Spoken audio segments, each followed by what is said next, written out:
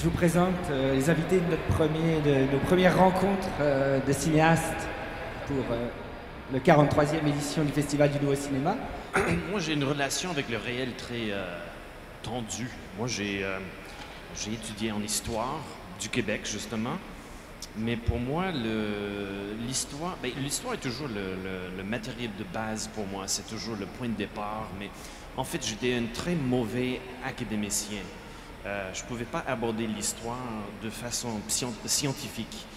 J'ai toujours eu un rapport très artistique avec l'histoire. Donc, j'aime faire exploser le passé comme un matériel de création, c'est tout.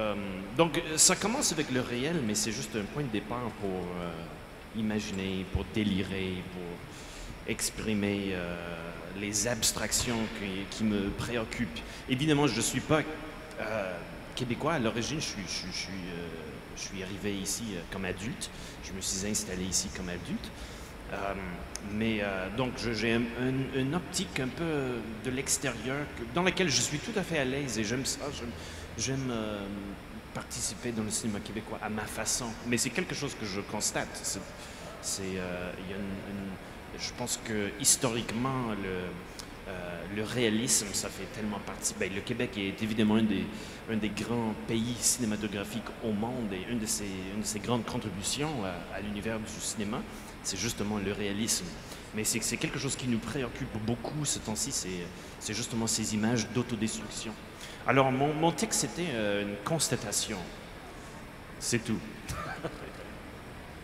Et sans non plus, l'approche documentaire était une approche... le film était assez écrit au départ. Il y avait des choses qu'on souhaitait avoir. Il y avait des principes d'opposition aux lumières, entre la lumière et l'obscurité, entre les espaces clos et très restreints du navire et l'immensité qui l'entoure, entre la puissance des éléments, celle des machines et tout ça.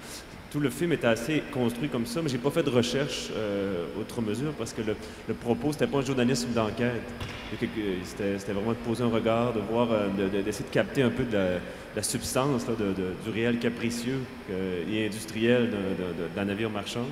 Et puis, on a été très, très chanceux parce que, comme premièrement, on est tombé sur un équipage de 21 marins indiens, très extrêmement sympathiques, beaucoup plus que ne le paraissaient les marins est-européens et hollandais qui avaient l'air quand même des durs à cuire.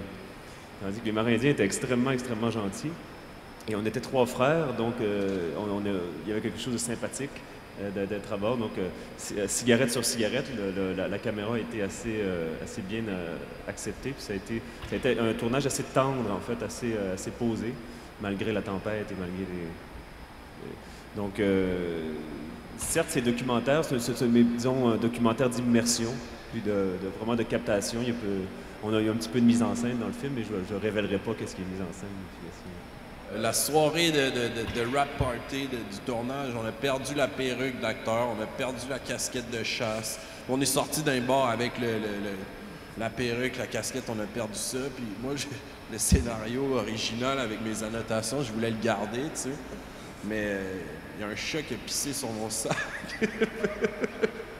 Fait que j'ai été obligé de le jeter, mais ça m'a fait mal au cœur. J'ai dit, tu sais, Chris, il y a toutes mes annotations, je vais le garder en souvenir, puis non, ben, il était bon à rien. Voilà. On parle de toilettes sèches, de pistes de chat. C'est difficile le cinéma des fois.